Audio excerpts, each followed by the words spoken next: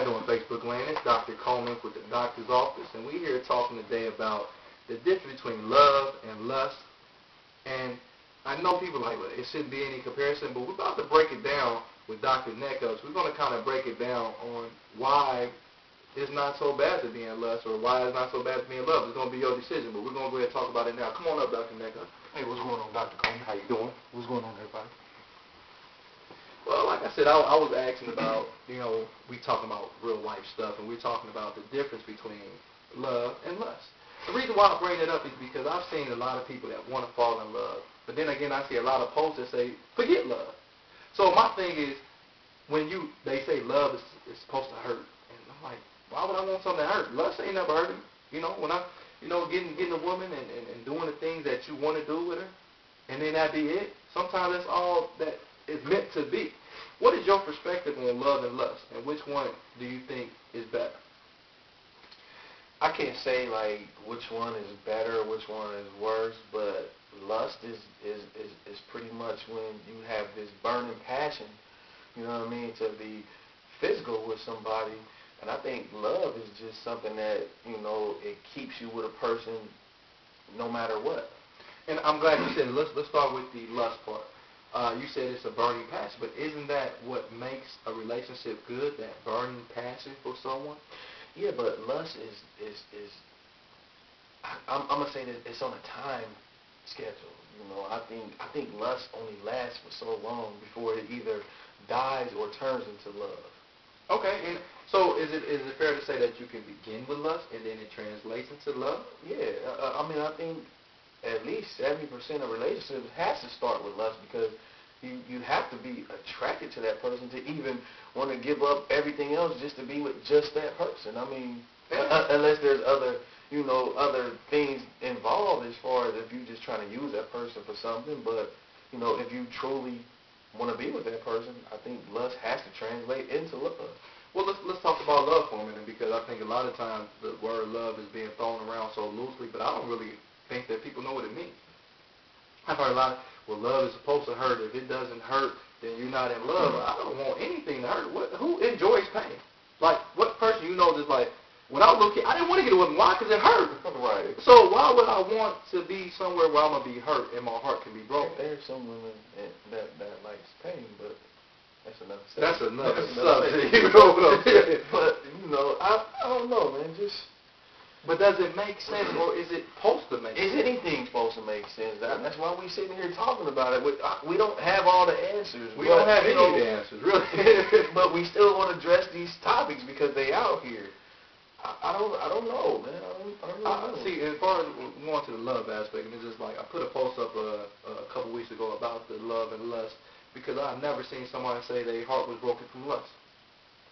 And I've heard some people that was in love and their heart been broken, they still haven't healed. That can't get in a relationship because they love this person so much. But what makes you love a person? Like what? The lust. But right. But at some point there has to be something that transfers lust into love. Like, you can lust a woman for a year and not have it turn into love. And that's true. I'm a big believer in when we talk about the love, and it's going to go beyond a little bit with relationships. Love, sometimes I can't say that I really know exactly what it is, and I don't think anybody on this planet can really pinpoint exactly what love is, because love could be different for you and it could be different for me. Now, as a young boy, I was never told growing up, hey, Jody, I love you, from my parents, or with no spite to them. Maybe they were never told. I'm not, but I never was like, hey, Jody, I love you. So I didn't really get told that until I became an adult from my mother and my father. But as a child, I never knew what it was. So I got in relationships, and you turn 16, 17, you think you love your little girlfriend. Do we really love them? No, because you can't even remember their name. Unless you had a kid, Bob. But seriously, but the lust, you can always remember the lust. You can always remember that person that you lust for. If you've seen them out, you can remember that person almost more than you can remember the person that you, quote unquote, had fell in love with. Right. And then if love is what it's meaning to be, far as Bible or biblical sense, it's unconditional love. If that's the case, if you love someone with unconditional love and you're in a relationship, if you catch their phone or you answer their phone, or or you find a number or whatever, and you break up with them, can you say you love them? I don't really think so, because everybody has to have some type of margin for error. Some people need a bigger margin than other people. And that's where I thought the unconditional love came in at, where if that person was to do something. But then, if you, let's say, for instance, that woman does take this man back, or this man take this woman back because they were cheating or whatever, then everybody calls them stupid. Oh, you stupid. Why did you take old girl back? Or why do you take old boy back? But their response is, I love him. Oh, you stupid then. Ain't that much love in the world. So really, where are we at here? Where are we exactly at here, Facebook? Where are we at? I think sometimes it gets into a measurement contest as far as, I love you, you messed up, but my love is greater than yours because you didn't love me enough to not do that. Good point. That's a good point. You didn't love me enough to not do that, so therefore, you don't love me as much as I love you, so therefore, I can't love you anymore.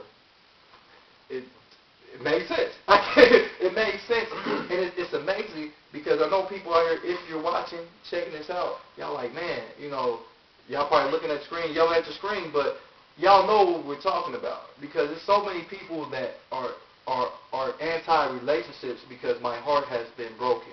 And that's why I'm like, okay, your heart got broken because I love too hard. I'm like, love too hard? I don't understand the concept. But it's a lot of people that one person is in love, but the other person is in lust. Mm-hmm. You see what I'm saying? And that's where, and it could be male or female. But I think lust is healthy, because it's nothing like that person wanting you. Right. It ain't nothing like a woman wanting you. Right. And that's that lust. And they like, well, you can love somebody, but sometimes you get in a relationship and you love, like, let's go beyond a little bit. Let's see these married couples that have been married 20, 30 years, and they don't even have sex no more. The passion was gone. The lust is gone. That's gotta hurt. That's gotta hurt. That don't hurt. You get married, so you want to have sex with nobody else, right? Unless both parties has just, dissipated in their hormone level. Right. They can't, be attracted to each other or anybody else anymore. Well, like some people get to that point where it's like, well, despite the medical reasons, because there's some people that been married 20 years and only 40 years old, so I don't think that should come into play. But what I'm saying is, the lust and the enthusiasm for wanting to see that person dies out. That's where we got to, I think, the answer to this question, it has to be a combination of lust and love at the same time for any relationship to be effective. True. Because like I said, you go through life, and it's nothing like when you walk in the door and that man, and your man is sitting there like with the lust in his eyes that he want to tear your clothes off, and you want the same thing, and vice versa. It's nothing like it. And then some people don't allow that lust to die and turn into love. Some people, take that lust as, let's do it. Let's get together now. Let's make it official. And then the other person is like, well, I'm not through lusting after you. Let me finish lusting. And then it turns into a situation where it's like, I don't even want to kick it with you no more because you're more concerned with, the commitment than, or the idea of being in love.